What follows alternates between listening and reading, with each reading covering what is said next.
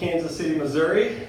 Yeah, that's right. I've been out here for 8 years, and people always ask me about that. They're always asking me out here. They're like, "What's better, Kansas or Missouri?"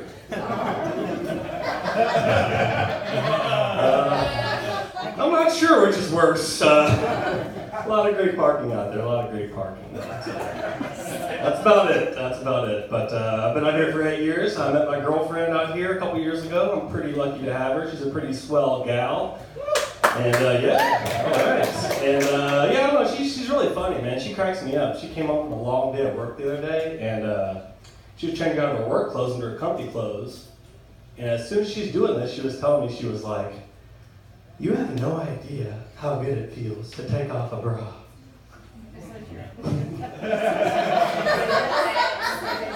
I was confused because I was like, I know exactly how good that feels.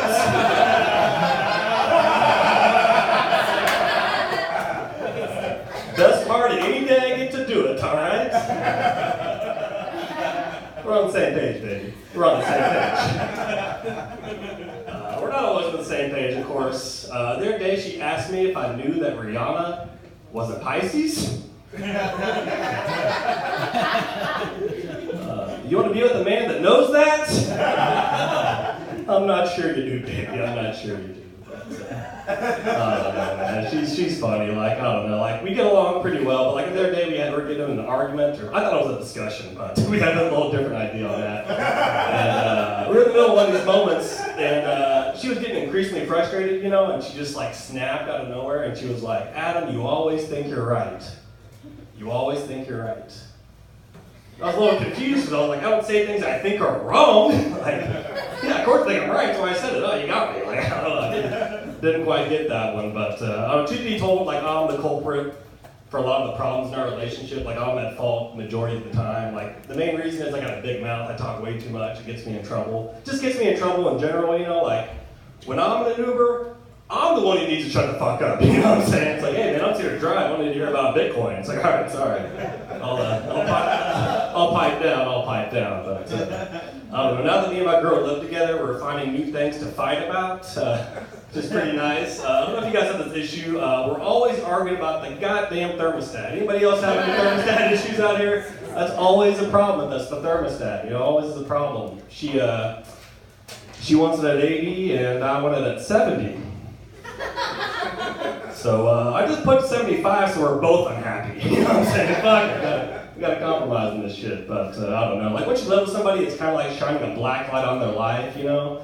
Got all these spots come up that you didn't see before in the past, you know? And trust me, I got way more spots in my end. Like, anytime I hear a knock on the door, I'm afraid it's Marie Kondo trying to change my life. I'm like, hey, shit, sorry, you know? I get all nervous, but like the other day we were sitting in the living room, right, and I noticed my girlfriend putting these rocks and crystals on our windowsill to receive sunlight. And that confused me, because I'm familiar with photosynthesis, right, plants, but they never told me about that with rocks in school, so I was like, maybe my school's fucked up, I don't know, that seems a little whack, but. So I was just asking her about it, I was like, hey babe, what are you doing there? And she was like, well, I'm just charging my rocks. Like, charging your rocks? I mean, listen, California has corrupted me too, okay? Like, I take ice baths, I put butter in my coffee, all right? I wrap my burger in a head of lettuce now. I mean, I'm getting into some weird shit, but me and my girlfriend are getting pretty serious at this point. I don't know how I feel about potentially sharing a bank account with somebody that's charging their rocks. Makes me feel a little uneasy about the future, you know, makes me feel a little uneasy about the future, but who am I to say, I mean, you know, who am I to judge on that end? Like, my life probably makes her feel pretty uneasy about the future, you know, that's because I'm a professional gambler, professional poker player. I've been doing that full time for 13 years. Yeah, absolutely. That's what I do for money, and this is what I do for not money, so hang in there, it's a real treat, but I don't know, poker's a weird thing to talk about, you know, like your parents aren't thrilled when you become a gambler, right? I don't think they saw it on the menu when I graduated from college. That took them a little off guard, and I didn't get mad at them for not embracing it, you know, like it's a little complicated when your career is also known as a disease. I get it's a hard thing to wrap your arms around, you know, I get it, you know. It's you get judged a lot as a gambler in society. You always get judged, you know. It's and I kind of understand it because, like, if I do my job well, some of these kids are going to community college. It's a little fucked fucked up. I'm not gonna lie, it's a little fucked up, but I don't know. I've been gambling so long over the years, like I've learned a lot of lessons as a gambler, you know. One lesson I learned early on, if you all play poker, you can definitely use this, it'll work. One thing I learned really early on was, if you're playing at poker and a guy tosses his car keys in the middle of the pot, you should probably fold. Later I learned, probably make sure it's their keys. Minor detail. But when you work at a casino, I'm always loaning people money. You know, people always run out of money. You got to loan them money. For the most part, I get paid back.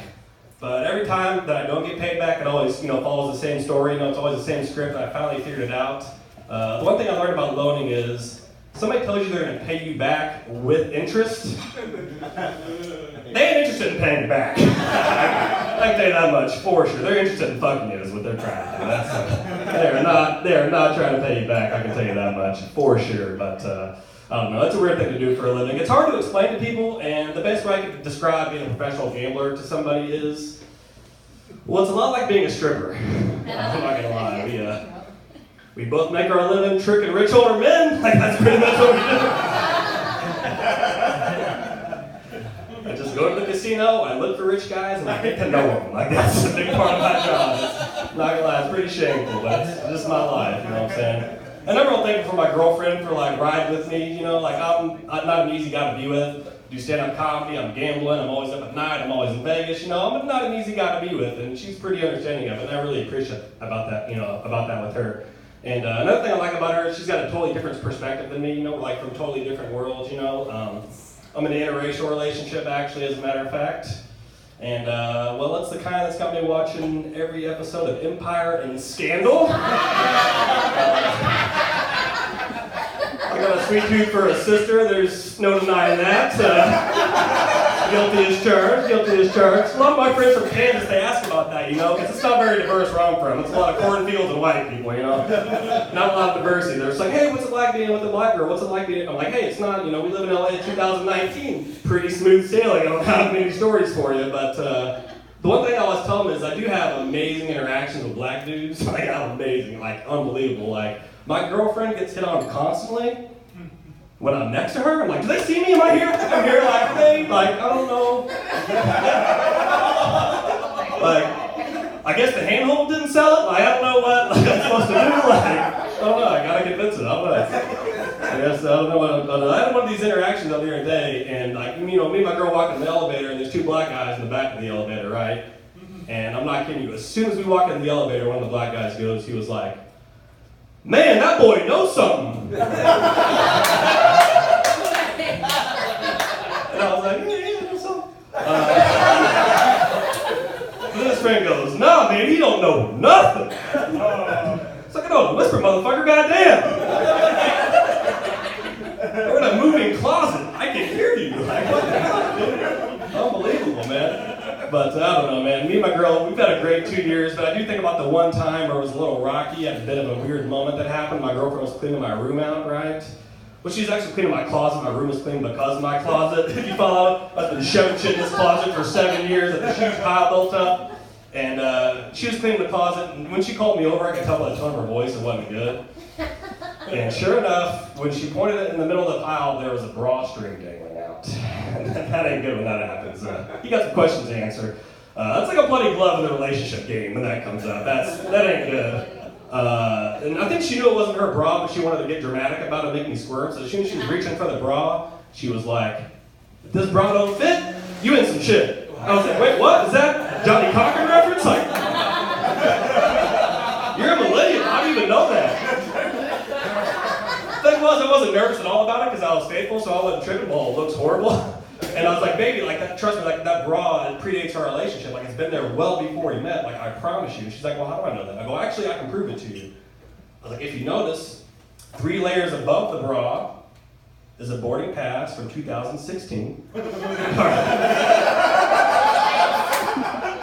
6 layers below it is a Blockbuster rental. Okay. Pretty clearly, the fossil record shows this bra is about the 2013 era, right? It's pretty much what the chronology of science would suggest, but She wasn't buying it, y'all. You see, my girlfriend, she's a big-time Christian, so she ain't much a geologist, you know what I'm saying?